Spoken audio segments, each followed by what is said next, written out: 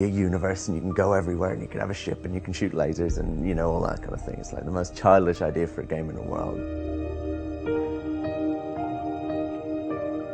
And it was really fueled by sci-fi as I had always experienced it, which was books that I'd grown up with, like actual science fiction. We always knew that we wanted to make No Man's Sky.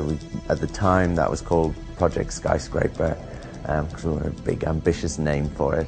But we always knew the type of game we wanted to make, and we'd known it before we even started Hello Games, and we had talked about it at that point.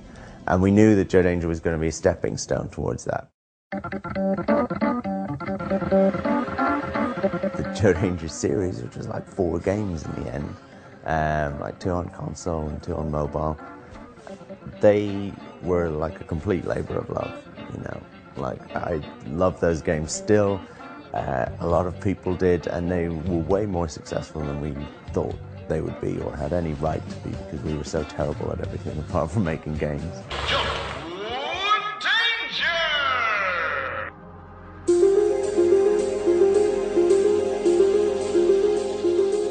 It really kind of properly started a year and a half ago. It's not quite a year and a half ago, like a year and 5 months or something. And that was when 4 of us, slightly different 4 to the 4 that had founded the company, just found a small room within that large office, and we actually just like literally locked the door and had a separate entrance and stuff like that, and squirreled ourselves away. And we started working on a prototype for No Man's Sky. And we actually didn't show the rest of the team because we just wanted almost the pressure and the isolation, almost like it was a startup within this small studio that had to prove themselves. And so we worked for a year actually on that prototype, which then turned into something much bigger, which is what we first showed at the VGXs. World premiere.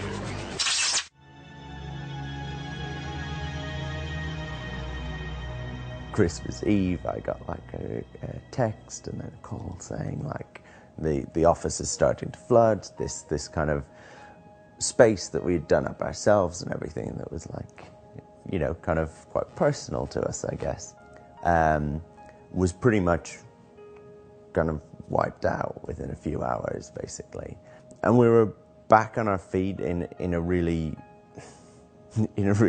crappy, lo-fi way, you know, within a couple of weeks actually we were set up, and that was definitely like indie development in like a microcosm. It was like the highs of like, you've announced a game, people love it, you know, you've been flooded, you're destitute, everything's gone, it's wiped out, go bankrupt.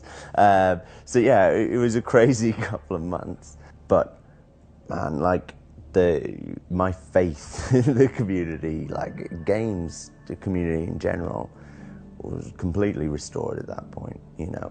And times like this at E3, we've had so much positivity about the game, you know, like you just never see that, where people really get behind something in such a big way. And that's massively, massively meaningful to us and really fuels you.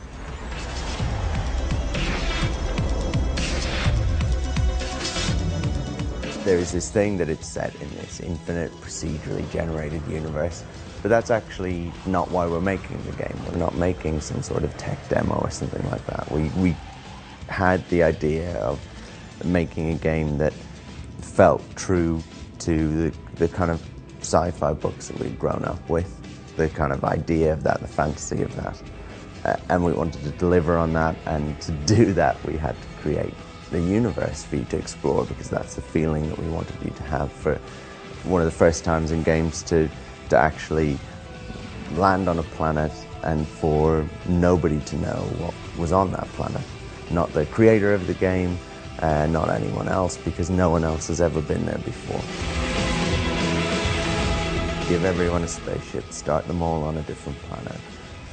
Give them a working, living, breathing universe that has planets with ecology, that has space stations and fleets of freighters military and police and different races, and all of them interacting, and let players loose and let them decide the game that they want to play, because that's what's interesting to me.